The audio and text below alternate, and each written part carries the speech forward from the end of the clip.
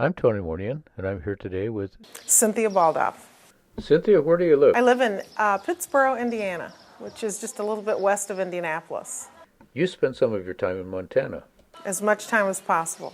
Many years ago, my husband and I went to a dude ranch there. I had to drag him there because he's from a farm, and he said if I wanted to go on a working ranch, I'd just stay home with Dad and work the pigs. But I talked him into going, and then I actually had to drag him home with a rope.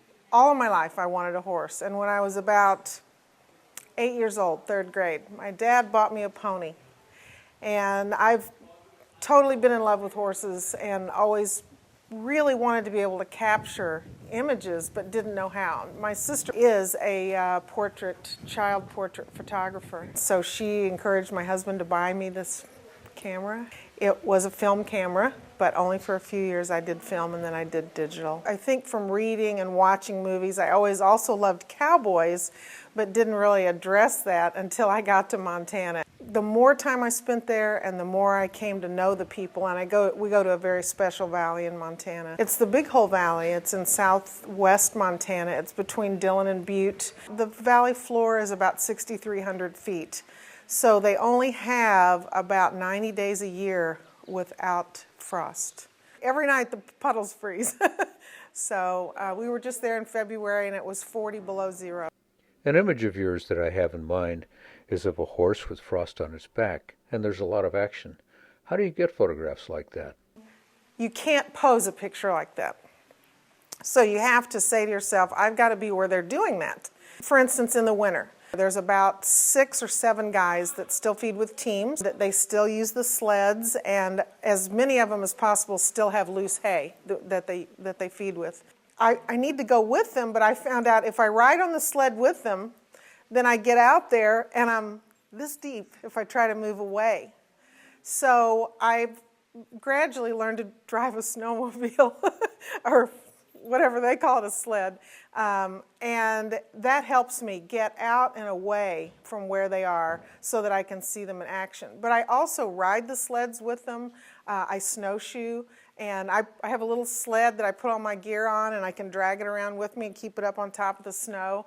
And all of that's as much fun for me as shooting the pictures. Probably 10 years ago, there was 11 families that still stacked loose hay in a 30-ton stack with Beaver slides and buck rakes, and it's really a lot of fun, but it's hot, hard work. There is only one crop, and that crop is wild grass hay.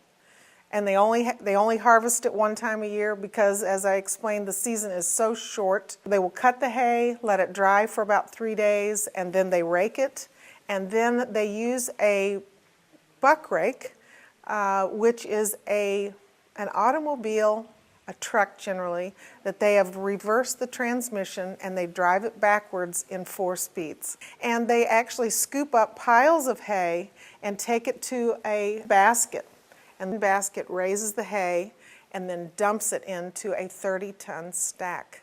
And then when they're done with that 30-ton stack, they move the cage forward and they do it again and they do it again. And they might have as many, in a field, they might have one stack that will have 5 or 6 30 tons in it.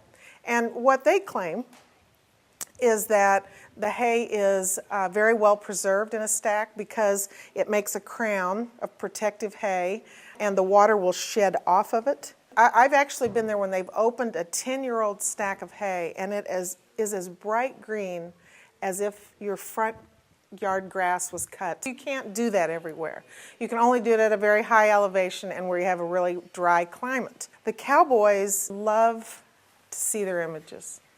And so they know I need a really good horse to do that. And I've been lucky enough over 12 years to have 2 super horses that understand the drill. They know. Cindy's going to go over here. She's going to take some pictures. The other horses are going that way, but that's okay because she's going to go over there eventually. One of my original horses, I could stand her in an irrigation ditch and get off of her back and use her as a prop for my longer lenses, and she would stand there. I had something really cool happen in February when I was there, and I love to see horses running in the snow. And my friend Mark knew that. And nobody ever admits that they do this. But he says, well, I think I need to go show the horses where that hay that fell off the sled was. And so he saddles up a horse, and he goes out there in chest-deep snow, and he proceeds to move them around through the snow rapidly so that I will have an opportunity. Now, this isn't spoken of because that just wouldn't be seemly for a cowboy to agree to do something like that, because generally they would never stage anything, and we would never call it staged because he wouldn't admit to that, but he did that for me. One of the things that I have recently become interested in doing video is because there are some really older, incredible rancher cowboys. I want to hear their voices. I don't want that aspect of it to go away. At a seminar that I went to, they showed a series of still pictures that were beautiful. Each one of them to their own was beautiful. But you didn't know anything about the people. And then they played on the slideshow those same images. Maybe 2 sentences by each person. It changed everything about the way you saw the image. And it was a still image, but it just had narration with it and the voice of that person. And that impacted me. And I thought, you know, I'm missing out. I've got to have some of this in video form. So I'm working at that. Part of the problem, I guess, is I'm so attached to the people and the place that I find it really difficult to go other places. As I came to know the people more, my obligation to tell the story grew.